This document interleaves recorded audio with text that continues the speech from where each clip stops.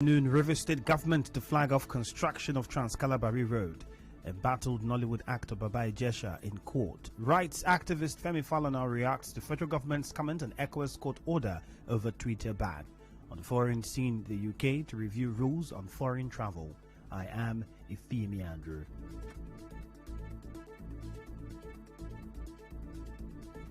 The River State government is expected to flag off the construction of the Trans-Kalabari Road today. The project, approved in March by the State Executive Council, will be 13.599 kilometers long.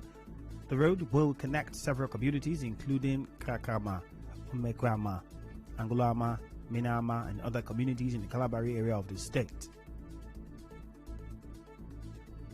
The project will cost 13.6 billion naira and will have 14 months duration. It will be financed by standing payment order drawn against the state internal revenue, meaning that the contractor will be paid 1 billion naira monthly. Moving on, Governor Nyesom Wike says the state government has gotten approval to have a law school in Port Harcourt. The governor made the announcement while speaking at the 60th birthday celebration of the federal lawmaker representing Rivers Southeast Senatorial District, Barinada Mbigi. Governor Wike said the approval for the law school had been given to the state before now, but the offer was rejected by past administrations, passing the opportunity to Bayelsa State.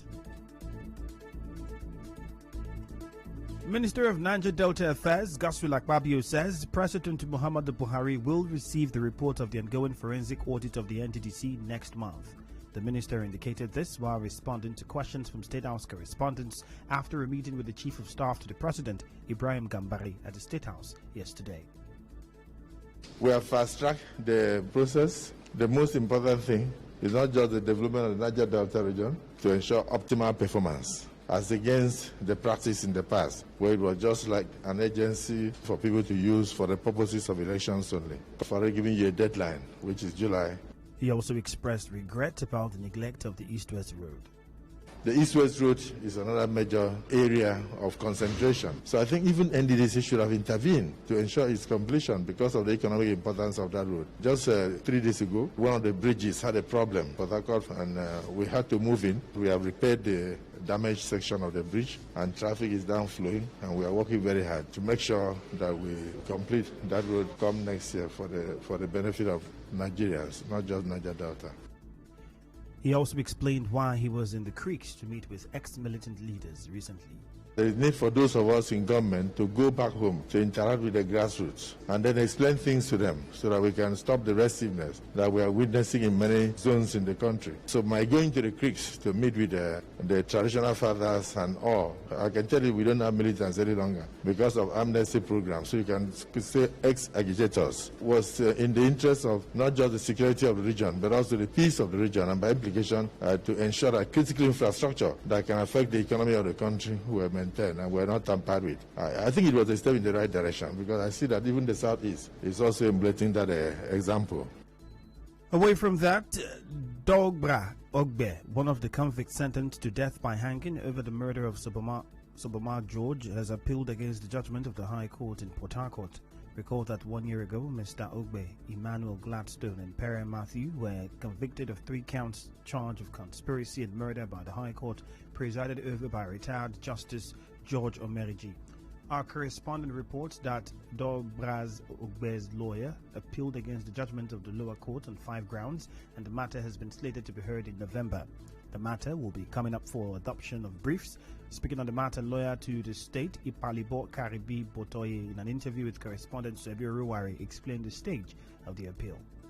The stage of the case is that they filed their appellant brief, and the Ministry of Justice has renewed my fiat to prosecute it at the Court of Appeal level, which I have done so too. The appellants raised 5 issues for determination. The appellant said that he doesn't know Soboma George at all. But on our own part, we got a photograph of the appellant and Soboma George and other co-accused person, which we showed the court, and it was admitted. Embattled Nollywood actor Baba Ijesha is presently before the Lagos State Special Offences Court in Ikeja for hearing on his bail application. Baba Ijesha, who wore a white hooded jacket and a mask, arrived in court in a black Maria. Also in court today, a popular comedian Princess Baba Ijesha's colleague Yomi Fabiyi, as well as other interested parties in the matter. While Fabiyi spoke to newsmen, Princess didn't grant press interviews. The court is expected to decide on Baba Ijesha's bail application. Still ahead, rights activist Femi Falana reacts to federal government's comment on ECOWAS court order over Twitter ban. Stay tuned.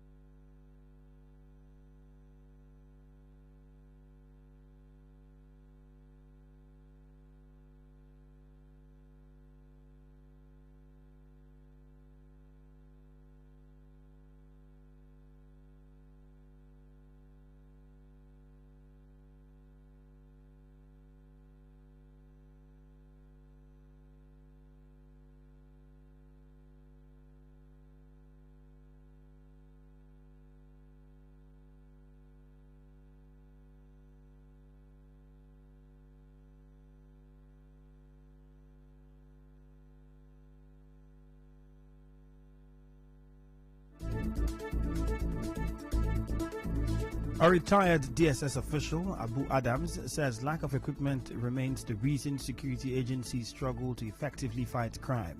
Mr. Adams stated this while reacting to the abduction of school children in the northern part of the country. If you look at the application of technology so far, it is based on the presence of service providers. We don't have this new partial intelligence equipment that you can help us to pinpoint specific places where you have bandits, where you have terrorists, and for security agencies to move in. If you look at most of our operations, they are mostly reacting to incidences, and it's because we don't have our what we call ISR, intelligence, surveillance, and reconnaissance, backed up by latest technology, has not been very effective. If you look at the population of the various security agencies, from the statistics we had last, I think they are doing the best under the circumstances. Meanwhile, Zamfara State Governor Bello Matawali says insecurity in the north will soon be a thing of the past following new security measures being taken by the government. Speaking to newsmen in Gusau, the state capital, the Governor Matawali says farmers will soon be able to go back to their farms. We are doing our best, and the security are doing their best to make sure that they tackle all the challenges. But I assure you that we are on top of the matter, and the President has assured all of us that he is going to take more measures on the issue of insecurity of the northern part of the country. With the action that and the roadmap that we have drawn between the government and the security, we are doing our best to make sure that farmers will go back to their farms, and they are going to farm, inshallah. We will do our best to make sure that all people will go back to their farms. Human rights activist Femi Falana says the federal government is subject to the order of the ECOWAS court on the suspension of Twitter in Nigeria. Speaking in a television interview, Mr. Falana explained why the comments by the presidency that the ECOWAS lacks jurisdiction on the matter is wrong. Once countries are submitted part of their sovereignty to international body, in this case the ECOWAS, Nigeria has ratified the protocols establishing the court. It is therefore too late in the day to rush back home and say we are independent, we are a sovereign nation. You have already admitted that your activity can be examined by supranational court like the ECOWAS. One would have expected lawyers in and outside government to familiarize themselves with the current position of the law. That in Nigeria today, nobody can work provisions of the law and section from the grave and use them to harass or intimidate Nigerians. He also said the meeting being held between Twitter and the federal government is long overdue. I thought this should have been done. The government had protested to Twitter when it was dissatisfied with certain development. This kind of meeting would have been called much earlier. And the embarrassment and the inconvenience to which Nigerians have been subjected will have been totally avoided. So I think it's a good development that both sides are going to meet. I think it's a welcome development. In business, the NNPC says it is collaborating with law enforcement agencies and other relevant downstream and upstream stakeholders to curb the problem of petroleum product smuggling and crude oil theft. Group Managing Director NNPC Bele Kyari in a statement said the move is at the instance of President Buhari's mandate to the Ministry of Petroleum Resources, NNPC, EFCC and all other security agencies to do everything to stop crude oil theft. In entertainment, Nigerian singer Orezi has slammed housemates from the 5th season of Nigeria's most watched reality TV show Big Brother Naija. In a post on Instagram, he said, "The internet doesn't forget. These things will come back and hurt you. I hope you know and are ready to deal with it when it comes haunting. Because this isn't boldness. You're disgracing yourself, family, and fans." In sports, Cristiano Ronaldo has reached another famous landmark as his 2 penalties in Portugal's 2-2 draw with France took him to 109 international goals, a joint world record for men's football. Ali Dai, who scored 109 goals for Iran between 1993 and 2006, and Ronaldo are the only 2 male players to score 90 or more international goals. And now, we'll bring you news from around the world.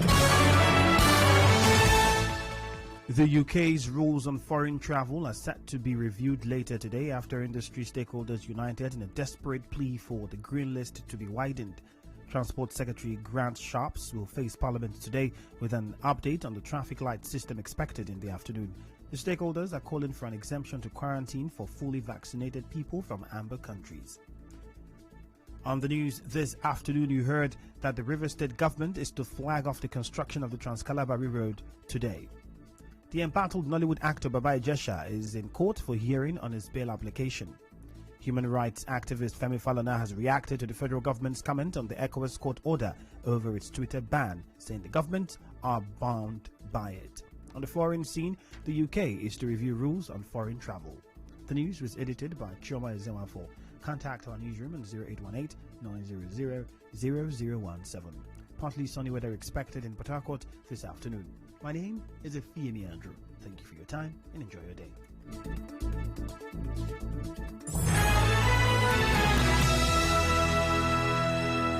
Have to miss any